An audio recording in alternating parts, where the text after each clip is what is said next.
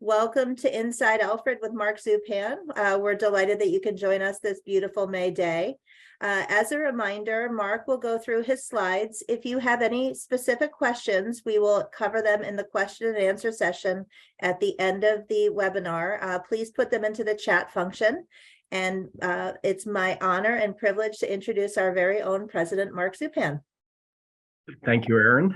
Thank you, everybody, for joining. Thank you, most importantly, for all of your ongoing involvement, insight, and investment in our beloved university. Live today from Medaille University's campus in Buffalo, New York. So I'm running a little bit late. We'll leave that as a teaser alert for later on how this all ties in. So next slide. And Mari, thanks for the help. Next slide. And this has grown out of the 3 Emeriti presidents that Marlon Miller underwrote last year, that each hailed from upstate New York, and have had significant experience leading their respective institutions and moving the needle. They allowed us to really sharpen our thinking, to refining our university's mission, to helping our students realize their purpose. How do we do it? Through a laser-like focus on the student experience, through 2 distinctive characteristics, our intersections and our engagement and mentoring. In terms of intersections, as you know, there's only one traffic light in town. We're going to be celebrating its next birthday next month in June, but the intersections metaphorically on campus are plentiful and potent, curricular to co-curricular. And then our commitment to engagement and mentorship, on the road, meeting with alums. Single most important treasured aspect of Alfred University by far is somebody took an interest in me and changed my life's trajectory for the better. We want to keep celebrating it, enhancing it. 3 core values: inclusivity. We've been inclusive from the start. We've been committed to providing opportunity from the start. Jonathan Allen, one of our initial class members, couldn't afford Alfred University, even though tuition at the time, I believe, was $40. So we struck a deal with him where if he chopped enough firewood, brought his bench, we'd let him in. He had a very successful professional outcome and meaningfully impacted our university for the better, along with his bride and fellow graduate, Abigail Allen. And then a commitment to excellence in all that we do. Next set of slides, we're going to go around the circle.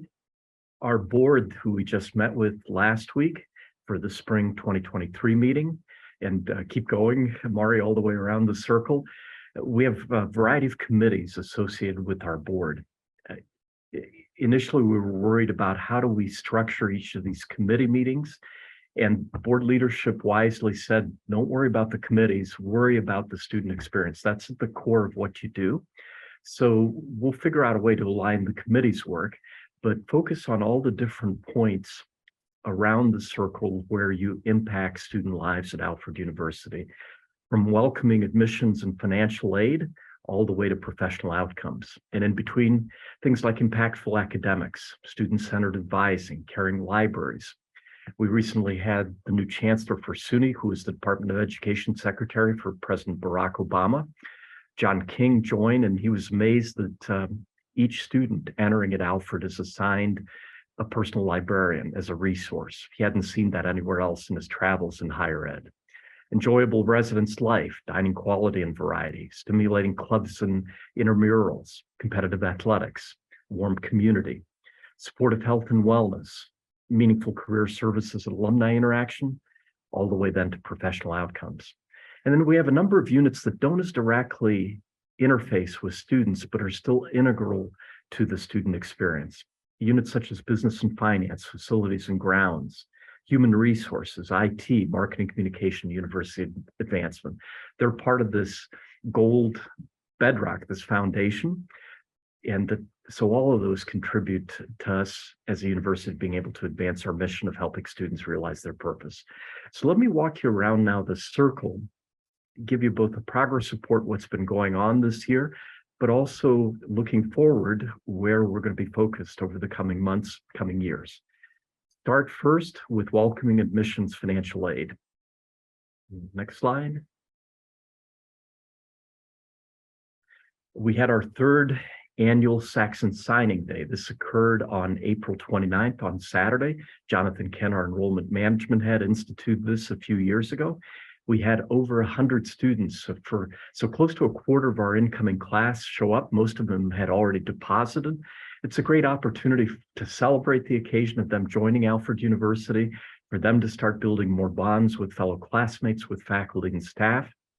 And we also were able to register this entire group for classes, for housing. It's the earliest we've done so. It's typically occurred later in the summer. We think that'll help mitigate melt of our deposited students. And here's a picture in the Golanus Arena with all the new students that'll be joining us at the undergraduate level on main campus. So kudos to Jonathan Kent and his team for pulling off such a successful event. And we were there with other faculty staff to help celebrate the occasion. Next slide. Enrollment update. This is as of this morning. In each of the rows, what you'll see in the first column is the totals where they stand right now for first year deposits, and what the target was in the initial parentheses, and that's where the asterisk is for this year. For the other years before that, 2022's entering class all the way back to 2019, what you'll see is the same day total. So in the case of 2022, we had 371 first year deposits. We ended up with 369 in parentheses matriculants. Same with total deposits as of this morning, we're 3 above our goal of 450. Last year, we ended up with 403 and we were 391 at this same point in time. So on net, we're still, even though we'll have some melt, we're still going to be picking up. We estimate roughly 20 at least students.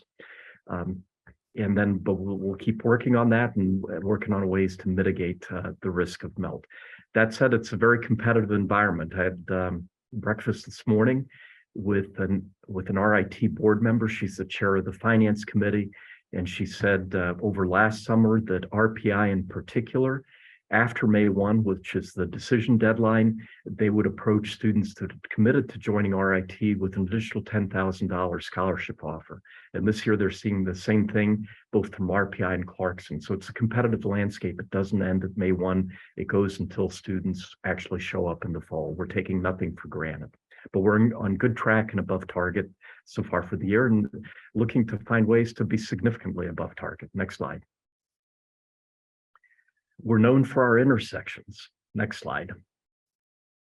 Students live in the horizontal space. Universities tend to focus on the vertical dimensions, the towers and steeples. We want to make the horizontal intersections as porous as possible, curricular to co-curricular. We had over 110 students participate in the undergrad research forum a few weeks ago. Wonderful opportunities to intersect with how you apply theory from the classroom and put it to work in the real world. This is a student team that we believe is the first such student team in higher ed globally to design and build an electric-powered snowmobile. Next slide. We've had some significant research wins led by Gabrielle Gausted, our Dean of the Inamori School of Engineering, 2004 alumna. But these wins don't just include what happens in the Inamori School of Engineering. Angeline Felber of our school counseling and psychology unit landed a prestigious $4+ million grant from the U.S. Department of Education dealing with mental health in rural schools. Gabby Gausted led a team of our engineering faculty and staff that landed our largest ever federal grant. The first year's worth of funding, $2.7 million. Senator Chuck Schumer, the majority leader, was in town in August to announce the first year's worth of funding. We believe this will total at least $13 million. And then Gabby also led a team that landed our second ever grant from the Department of Environmental and Conservation, New York State, to promote glass recycling. This is a core area of her expertise, and we're looking to promote some glass innovation, recycling innovation here, including talking with a company from Long Island that 3D prints buildings and is interested in pro bono printing, 3D printing, a building made out of recycled glass. It'll be the first of its kind in the world if we can pull it off. Next slide. Because of all of Gabby's research, leadership and the research grant getting success, we recently promoted her to also carrying the title of Associate Provost for Research. Well-deserved honor, and we're looking for even stronger results over the years to come under her leadership. Next slide. We've continued to innovate on the programmatic side. One new program that came together very quickly when we were designated as one of the lead teach-out partners for Casanova University. It's a school east of Syracuse that's shutting down this summer. They have a strong equestrian program like ours, but they had an equine business management program. So Mark Lewis, our college business dean, Beth Andobi, our provost and COO, put together a proposal that the New York State Education Department passed, and this program will be integral to drawing some students from Casanova University, as well as over time from elsewhere around the world. Next slide. Thanks to our continuing graduate studies program led by alum Al Mancuso, we now have a special education master's in education program. It was also approved by the State Education Department in New York. Next slide. Other intersections occur throughout our campus. We had a marvelous evening of dance a couple months ago. Chase Angier, the head of our dance program, afterwards approached us and said, look, that's both intersections and mentoring. The intersections come about because students participated from across our various academic units, and they get some marvelous mentoring, student engagement from Chase Angier and her fellow faculty staff team. Next slide. We just profiled our upgraded Prunty Russo Media Lab. Tony Russo is a 74 alum. He and his husband have provided generous support. Their son, Pablo, just graduated from our university this past Saturday. And this is, the next generation often gets criticized for spending too much time on their smartphones and other electronic devices. But those skills are also a huge asset, and we're looking to tap into that asset. Every organization out there would like to enhance their digital marketing savvy.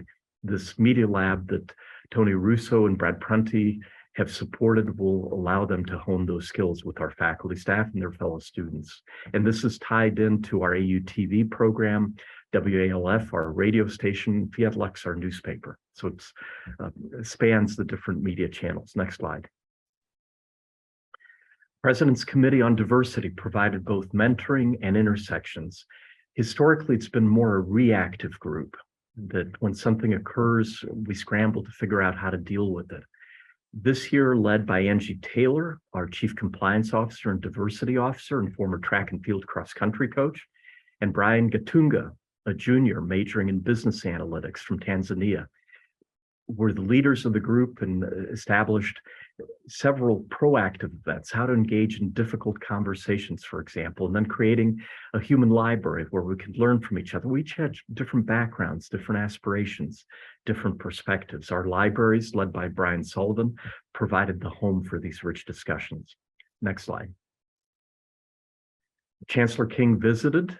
Gabby Gausted, our engineering dean, head of our ceramics, New York State College of Ceramics, Lauren Lake, the dean of our School of Art and Design, Brian Sullivan, our dean of libraries, spearheaded this visit, and Chancellor King came away very impressed. The budget's now been finalized by the state for New York. There were a line item in that. We're expecting some good news in that regard. We haven't seen the specifics, but thanks in particular to Gabby, Lauren, and Brian for putting together such a marvelous visit for Chancellor King. Next slide.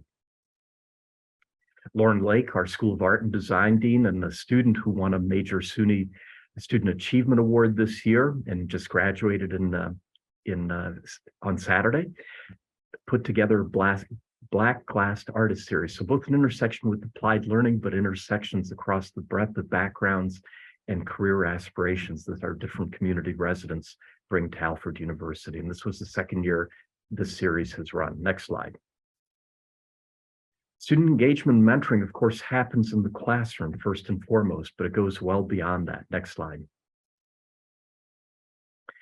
It's also advising. Beth Andobi, our COO and provost, working with our deans, our assistant deans, creating meaningful intersections with our various advising programs so that we're all working together on the same team. Next slide. Advising occurs, and Beth Ann has instituted with Amy Decay and Jonathan Kent how we can create more teamwork when it comes to challenges that our students encounter, either being on probation, dealing with withdrawals. And then, as mentioned earlier, as soon as they deposit, how do we get them to the enrollment stage as quickly as possible? We're implementing a new system called Navigate that'll allow us to better link those team members that are in each particular students' corners. In certain cases, it's also the coaches that are vital parts of that team. Certainly a member of the libraries, a member of the academic program that the student is part of, the first year experience individual teaching that individual course, that particular course as students are onboarding with us. And Navigate will be a step up, a significant step up from what we've been using in the past to develop an early warning system. Next slide. Student engagement also occurs through research, as mentioned earlier, the research for, through teaching, through work, and through activities and plays and play, coaches in our athletic programs, intramurals, peer advising that happens, who's on my team, whether it's in my academic team or on my co-curricular team. Next slide. In student work, Apex, we're now in the 5th year of the program. Michelle Cohen launched with some generous support, also through internships and co-ops, also through work-study programs. Next slide. We had our most recent midnight breakfast, and pleased to say it was the most well-attended in my 7 years almost here at Alfred University. So you really saw a comeback this year after the 3 tough years our students experienced due to COVID. Great turnout, and the students stayed very late into the evening. Next slide. Residence Life, we're going through a major refresh this summer, $4.5 million plus. Focused on the basics, that the bathrooms all work, painting, furniture, that students spend at least a third of their time with us in Residence Life. So we've got to make sure we're up to snuff in that category. Amy DeKay's been leading effort, as has Beth Andobi and our facilities team, Max Koskoff, who heads up Residence Life. Next slide. Unity Day brought together our Common Ground program. It's now in its 5th year, and they were integral to creating opportunities to learn from each other just a couple of weeks ago. Very well attended. Next slide. Earth Day was another day to celebrate. 2-time graduate Nadine Charlo, our Dean of Students, played a pivotal role here. Both a campus cleanup, so that we're better taking care of this environment that's so near and dear to all of us. Next slide. Student Leadership Dinner, Eliza Ordway helped organize this. Just a wonderful way to recognize all the students and the ways they've led us through COVID. Next slide. Our international students organized quite a few trips. In the middle photo here, Brian Gatunge is the student to the left, has been a key leader in that group. They were down to New York City this year, and among other things, they visited, I didn't realize there was such a thing, but the National Museum of Ice Cream. So they got some good samples along the way. Next slide. Hot Dog Day, notwithstanding a little rain as the parade was opening up, was back on Main Street this year. Incredibly well attended, the most attended event on Main Street in my time at Alfred University. It's the first time I and many of the others in our leadership team marched in an actual parade, and certainly the first time that all of us dressed up as condiments for the parade. Amy DeKay threw down the gauntlet. Beth Andobi was mustard. I was ketchup, among other people, but it was a real fun occasion to bring the community together. Next slide. We have a wonderful new Associate Vice President for Student Experience, Athletics, and Recreation, Deb Stewart. She joined us as the interim in January, national search, relying on a search firm. She rose head and shoulders above the other candidates for the position. We were able to make that announcement a week ago. Has extensive experience, 3-time student athlete when she was in college, then a coach, and then she was the first athletic director across both men's and women's sports at Hobart William Smith, and also certainly the first female to lead in such a capacity. We're very lucky to have her in that role, and she's brought a lot of wisdom already to Alfred University, and we look forward to an even brighter future. We're up close to 100 student athletes that have deposited over the last 2 years, working with coaches on developing funnels, reaching out to student athletes earlier in the process. Next slide. She instituted an Alfie Awards, Purple Carpet Affair a couple of weeks ago to recognize, like Honors Convocation does, the contributions of our student athletes. This was done in conjunction with Saxon Nation, as well as our Student Athlete Advisory Committee. And it'll definitely be a keeper going forward. Next slide. Men's lacrosse finished seated second in our Empire 8 League, so hats off to them. Next slide. Softball was seated first in our league. Unfortunately, in one of the games, we put a lot of people on base, but couldn't bring them around. So that's sometimes the way the games work, but our women once again did us proud on our softball team. It's the third time we've either captured the E8 tournament or won the regular season tournament over the last 3 years. Next slide. Our women's tennis team had a fabulous year this year, some promising new recruits this past fall. We've added another set of promising recruits, so we're looking forward to an even better season next year. Next slide. Our women's basketball team did us proud this year, the first time to make the E8 tournament in university history. Next slide. Our equestrian team competed in nationals and did quite well. Emma Suplicki, a second-year student, finished 9th nationally. Next slide. We had a marvelous event that was organized by our university advancement team, our admissions team, our student experience team, Diana McGuire, professor and leader of our leadership minor, our Purple City group in the DC area,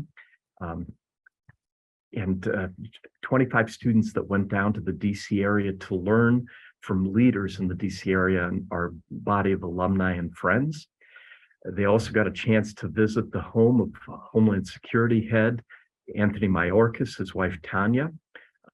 Tanya and Anthony and Ali have a daughter, Mimi, that's going to be joining us this fall. They welcomed them into their Georgetown home. Also welcomed or arranged for a special tour of the White House that they took on the day before returning to Alfred University. The alums that attended said it was the best alumni event they've ever attended. We were also able to invite some prospective students from the area to be able to mingle with alums and current students. The head of our DC Purple City, Danielle Kutch Johnson, did an amazing job organizing this event, and it was entirely underwritten by philanthropic support. The underwriters have committed to doing likewise next year, so this event is proving to be a keeper as well. Next slide.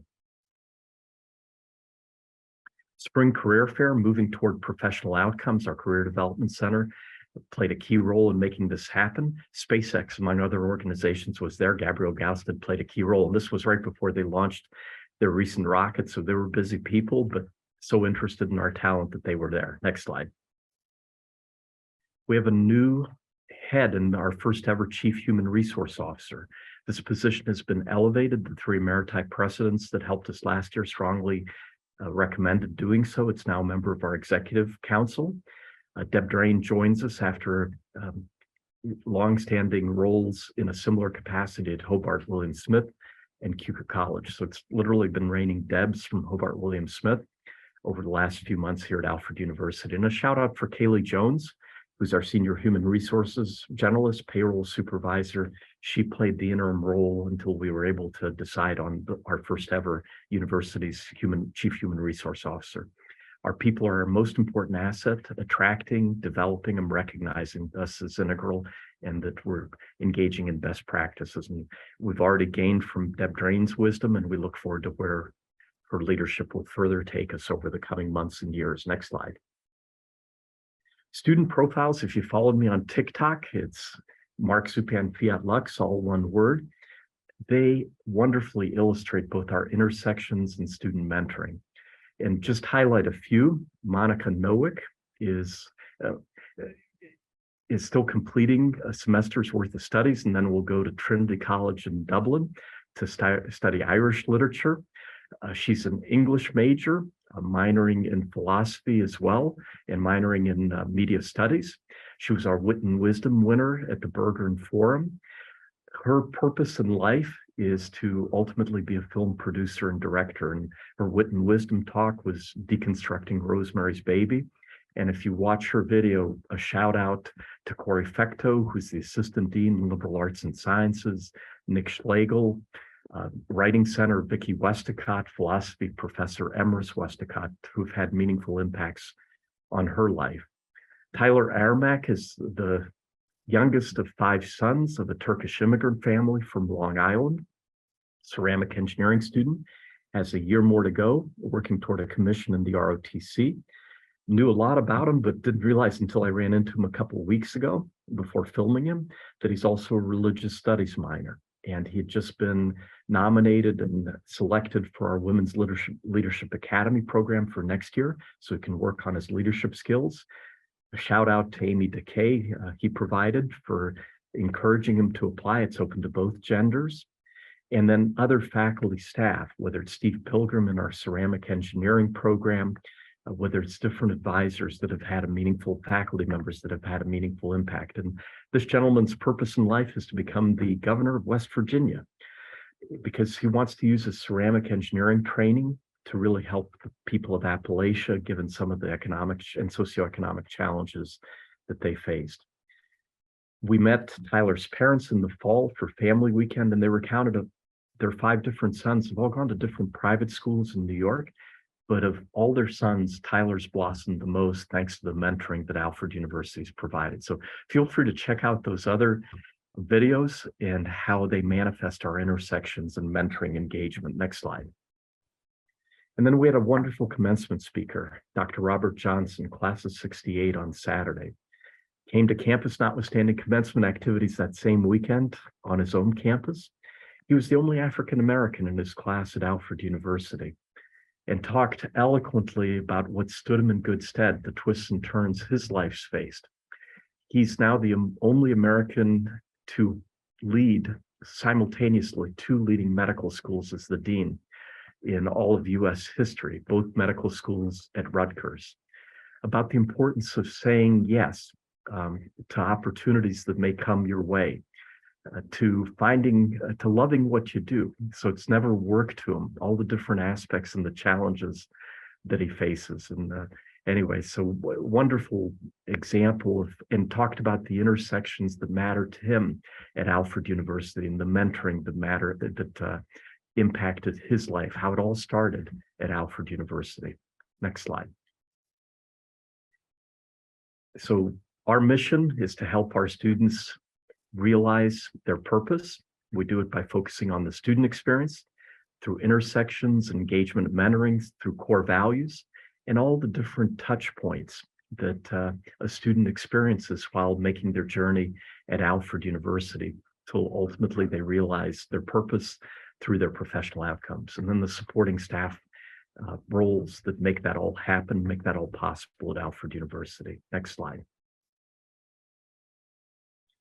Now, a key issue that we focused on at our recent board meeting, Saxon Hill. It's in the design phase. It's slated to go to bid over the summer. We are looking to have our construction partner selected by November. From when we first started looking at this project, it was $18 million without a dome. Now that we've brought Amy DeKay on board and Deb Stewart, both of whom are either current athletic directors or have been, they were able to do a deeper dive. For example, you need dugouts.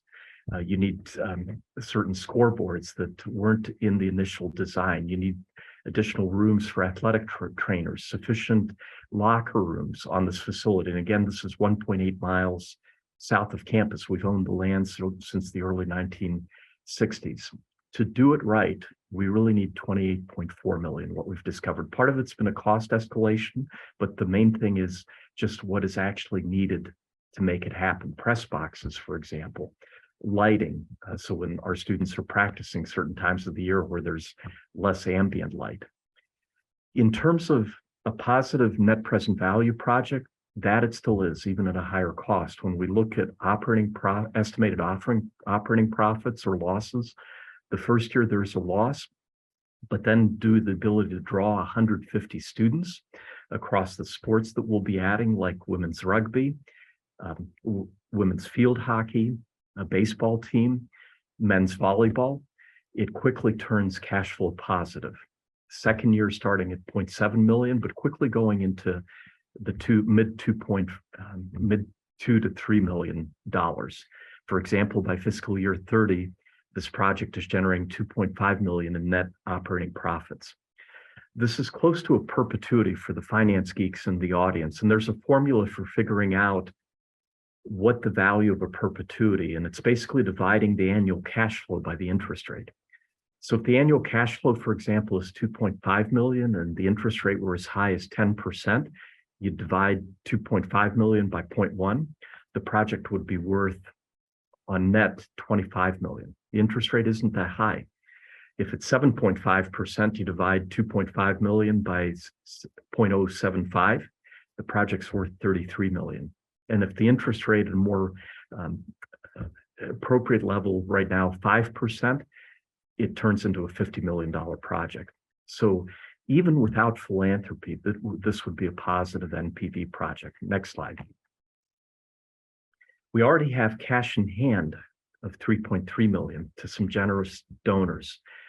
Terry Galanis Jr. and Sr., Charlie Joyce, Carolyn Clark. Carolyn Clark has also committed to a $1 million bequest for the upkeep of the project. The positive surprise on the philanthropic side is we believe that we can generate an additional 11.7 million for this project. And a big chunk of that is we've identified a donor who a couple months ago said, I'm interested in making a naming gift. And when we asked how much, he relayed 5 to 10 million. He will let us know in July, and that'll be a pivotal piece. We're talking to several other donors that are in the 7-figure range that are close to making commitments. So if you'd really like to help us move the needle, any of those, and you'd like to help us do it through athletics, outdoor activities, intramurals, now is the time to stand up and be counted. You can really make a difference. This is in the management team's opinion, this is the project that'll most move the needle, create momentum for us over the coming years. And another way you can help us, if you'd like to invest in Alfred University at a below market interest rate, we can offer a private placement, and our CFO Tammy Raub is exploring floating this. For $1 million invested in Alfred University, we would pay you interest, but at 2 percentage points below the prevailing market rate. If you're willing to help us in that way, for each $1 million investment, that would save us $20,000 a year and make the project even more viable. We already have 2 members of our board of trustees that are interested in helping us in this way, at least at the $1 million level. Please let me know if you'd be interested in joining us with that important investment. And it's a way both to generate interest, but to invest in your alma mater. And we've submitted a proposal to the higher ed construction HECAP program for 1.6 million. We should find out. It comes with some strings attached. We're not committed to following through on that, but that would add to this project. Next slide. We will be working with our board's finance committee to review this summer. And we need to pin down the timing of various philanthropic grant construction payments, so how the cash flow looks. We're in the process of evaluating borrowing options. We're going to be looking at issuing tax-exempt bonds, which will help to lower the needed interest rate. And just as a rough estimate, on a 30-year loan, if we were to take out $18 million toward the 28.4 million, at a 4.5% tax-exempt interest rate, the carrying cost on that loan is 1.1 million a year. So the 2 slides prior that you saw, the operating profits and losses, they include that estimated annual debt service. If you can help us with philanthropy directly or through being interested in this private placement, you can make a world of difference to Alfred University. Now to follow up on the teaser, why are we here at Medaille? If you Google, and we will be doing a press release, Medaille University was going to get acquired by Trocare. Last week, we got contacted by Medaille. Amy Decay is an alumna, our VP of Student Experience, longtime administrator, head of student experience at Medaille, beloved, gave out her cell number to all incoming students at Medaille, like she's already doing at Alfred University, that the deal with Trocare was going to fall through. So Medaille is looking to close up shop this summer. Student athletics are a key part. They have a Division III baseball team. We're their lead teach-out partner. We've already signed a teach-out agreement. We will be announcing it today. We're in discussions with their baseball coach, who's wonderful at recruiting students. we could import ready-made a baseball team with 40 students, transfer students from Medaille. So this adds incredible impetus to us following through, because nothing else will indicate our interest in supporting student athletes and garnering transfer students from Medaille student athletic programs than moving forward with Saxon Hill. So all the more reason to help us. And if you'd like to help us with a particular sport like baseball, or like women's rugby or field hockey or men's volleyball, to also facilitate, we have still some openings on our rosters with existing sports.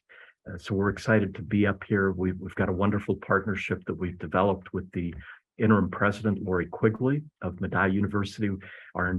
Virtually our entire management team met with her and her team to work out the logistics, and we have to be quick to develop this partnership, get students from Medaille to campus, and then work with them with a concierge-like service with their application process. We're going to be matching their net cost of coming. We're going to be honoring their credits and their approach to residence life. So I'm going to turn it over now to Mark Daines, who's also with me. He's been with us only a few months, but as our VP of Marketing Communications, we elevated this position as well so we could keep the pedal to the metal. Promotion of the 4 Ps of marketing is integral to us getting the word out and to building on this positive momentum here at Alfred University. So without further ado, on to Mark Daines. Thank you, President Zupan. Hello, everyone. I've met some of you, but have not had the privilege to meet all of you yet, but looking forward. As President Zupan said, I've only been here since November, but every time I hear this type of presentation, I get chills. So for all of you on the call, if you're not excited about the university, maybe you need a double check. But it's such an exciting momentum right now for your university, for Alfred University. And what I'm going to do is just take a few moments to share some of the marketing assets that our team has produced. I'm sending a shout out and thank you to all the supporters and leaders on the Board of Trustees and other governing bodies of the university, because we've doubled the size of the marketing team in the last few months. And this is the kind of work that they're doing to be in front of prospective families, be in the same company of our philanthropy, and all friends of the community of Alfred University. So Mari, if we could go to the first video, we're going to see 4 video pieces. The first 2 are the actual ads that are running in the market now, and these are clickable ads that take prospective students right to the landing page of admissions. And some of you may think they're moving pretty quickly, but these are designed for that target audience, that 18-year-old. So Mari, you can click the first. What does it look like to live and learn in a maker community?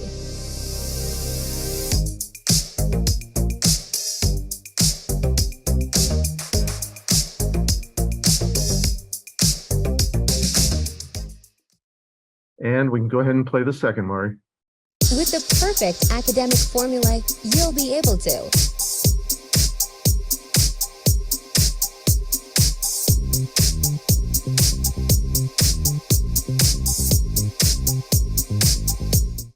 So we'll hold here for a second. We are obviously leveraging everything outside of ordinary. That is a distinctive phrase. It's the cornerstone of our institutional brand. And we live that every single day. What you're seeing are highly targeted ads based on personality types. And these are archetypes that we work on with our consulting partner to make sure that we're speaking the language of the target audience. So these are just 2 of many similar ads that are out there in the market supporting all of our programs. And even back to when I interviewed in September, October, the call of the day was, we've got to tell our story. We've got to do it loudly and boldly and with pride. And that's what we're doing. And the team has risen to the occasion and has produced just wonderful material that really sells our assets. The next 2 pieces you'll see are a bit longer, about a minute and change. But they tell the story of Alfred University in a pretty memorable way. So I'll play the next one, Mari.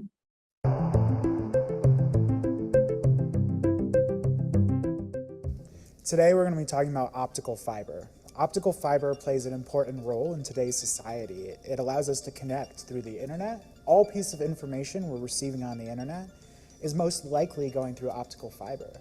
Around a quarter of American homes now get their internet directly from optical fiber. But even if you don't, the optical fiber that we see here is what carries signals between continents underneath the ocean and allows us to communicate with people worldwide. When we think about modern optical fiber, like many things, we have to consider what material will give us the best properties. We have glassy silica, which when we zoom in, the atoms are chaotically organized. You can heat up the bottom and start drawing it into a fiber. And so this is an example of a preform being drawn into a fiber. When we think about fiber, right, we have to think about what properties are we trying to get to. Light has to be able to send the data from one side of the ocean to the other. We want to put the signal, the data in this side, and we still want it to be communicated out this side. So when we do this, you can see once again that it bounces around the curve. So this is total internal reflection. Our light is staying inside because we're able to have sufficient angles to keep the information communicated. Then the other property we have to really worry about is the strength of the fiber. How much force can we put on the fiber before it breaks? If we consider the surface of a glass, it's pushing together. It's pushing the surface together. And that means that it takes a lot of force to rip open the surface. So if we look at this Prince Rupert straw, we've got this compressive layer on the outside from cooling it quickly while the inside is still cooling down. And so this outside, this bulb is incredibly strong. Maybe you've seen some YouTube videos where people have done amazing things with Prince Rupert straw. So if we think about optical fiber, right, this is incredibly technology. You might be thinking, well, it's done, you know, we figured it. No, not at all. It's still growing. By 2027, the market of optical fiber is supposed to be worth $9 billion US. We're laying 150 million miles of fiber every year. This is only growing, right? And this is what some would consider first generation or second generation of this technology. Anybody who can invent a better optical fiber will be worth billions of dollars. Stay tuned for next time on how it's made. So that's one example of how we're leveraging the brand of your university. And it's just so exciting to know that this intellectual property is here at Alfred University. And clearly we're projecting a much bigger footprint than most people would think. And finally, I'm going to share what I call a brand video that sells more of what it feels like to be part of Alfred University and the possibilities with all of our intersections and mentorship assets. Go ahead, Mari. Somewhere among Western New York's bustling towns, there's a tree-lined village called Alfred. And in this village, you'll find unreal sunset views, hundreds of acres of nature, crystal winters, and a magical valley of 1,800 creative geniuses who found their second home at Alfred University. It's Saxon country. We're the university that offers rigorous academics against a fairy tale-like backdrop you just can't find anywhere else. Where engineers, artists, business, liberal arts, and science students do the unexpected, get messy, and take risks. Here, you can follow a proven path, or forge your own. You'll be encouraged to be yourself and explore. This place makes us who we've always wanted to be.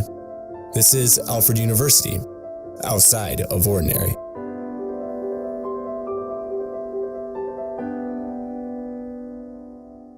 Thank you, Mari. So everyone, thank you for your time. I'm going to turn it back to President Mark Zupan. It's been a pleasure to get to know the university in all of its infinite detail, and looking forward to sharing more of this kind of messaging with you. President Zupan. Thank you, Mark. And Aaron, I guess we're open to questions, and I see there's some in the chat. So if you want to facilitate. Absolutely. In fact, you've answered the majority of questions, I believe, but there is one. As exciting as sports are, is anything being done for academics, including the libraries? In terms of academics, we've had several gifts to refresh classrooms. If you haven't heard about it yet, the virtual cadaver table that our biology department has instituted is the Cat's Meow.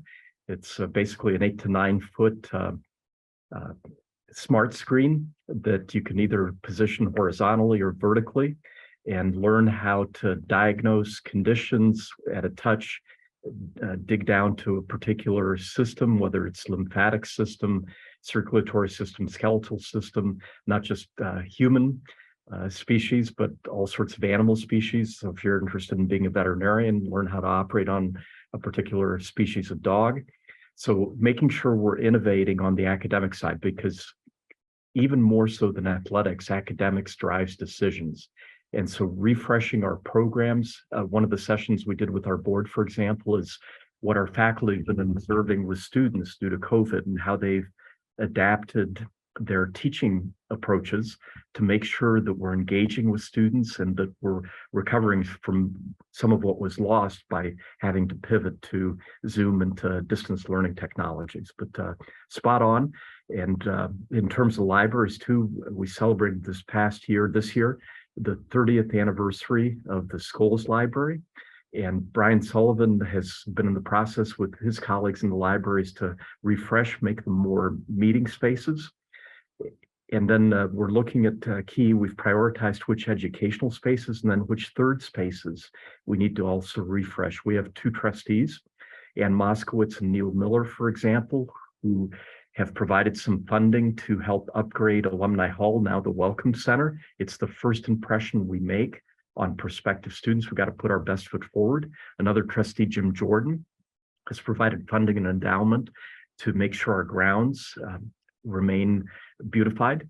And then we're looking at the Powell Campus Center. How can we make it even more of a beehive of student activity beyond dining? And dining, we got rated lowest in this program called Niche that evaluates all colleges through last fall. We've had a complete reversal under Amy Decay's leadership. Nowadays, instead of being the first thing students say needs to be upgraded when you meet with them, you really have to tease it out of them. When you mention dining, they'll say night and day difference. And it's created a challenge now. Do we think that the existing vendor, AU Fresh, can sustain the effort? And we keep partnering with them, albeit with metrics that have to be met with the quality and variety of the experience?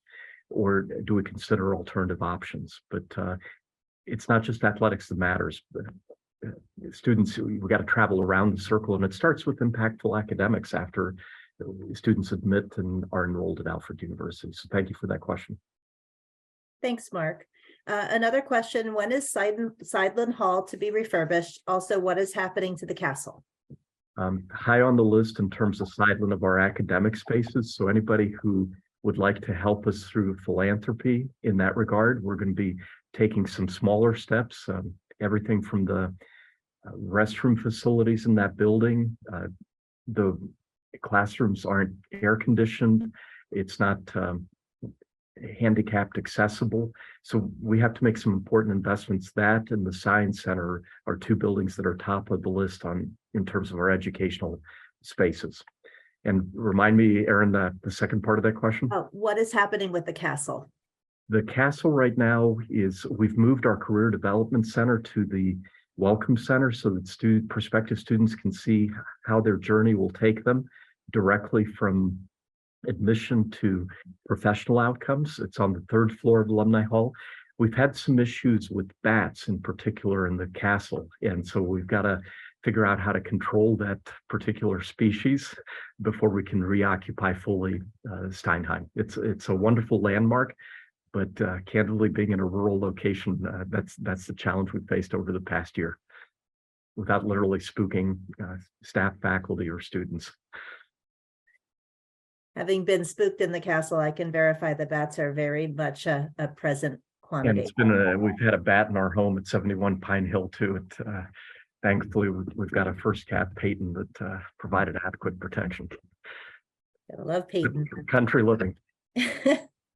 Well, it appears that you have answered all the questions, Mark. So unless we have any others, I want to thank you and Mark, and thank everyone again for a little bit of patience at the beginning.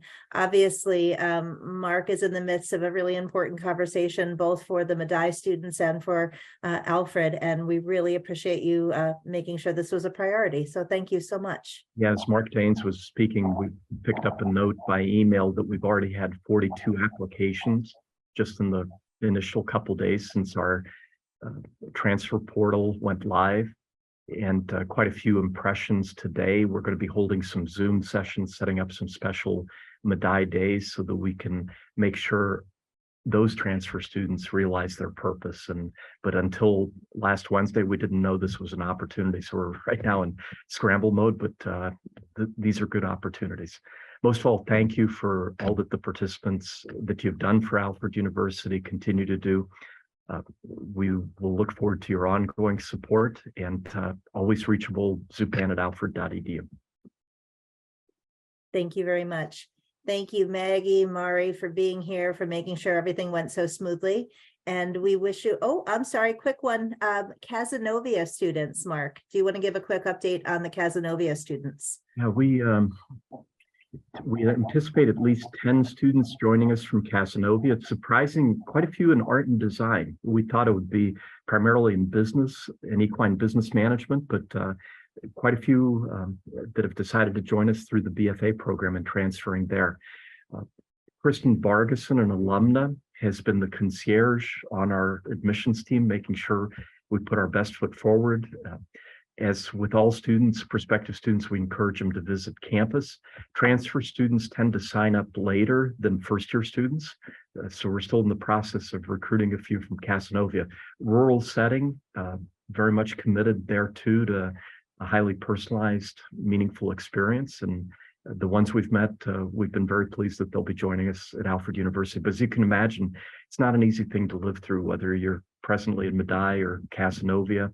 We have two other schools, the King's College in Manhattan, that we already have a teach out arrangement, and one that we're not at liberty to reveal yet, but that have asked for a teach out arrangement. It's a highly competitive landscape out there. And this is where momentum and sustaining it are vital. Like Medaille has a $1.5 million endowment. So it just underscores we're in much better shape because of philanthropy.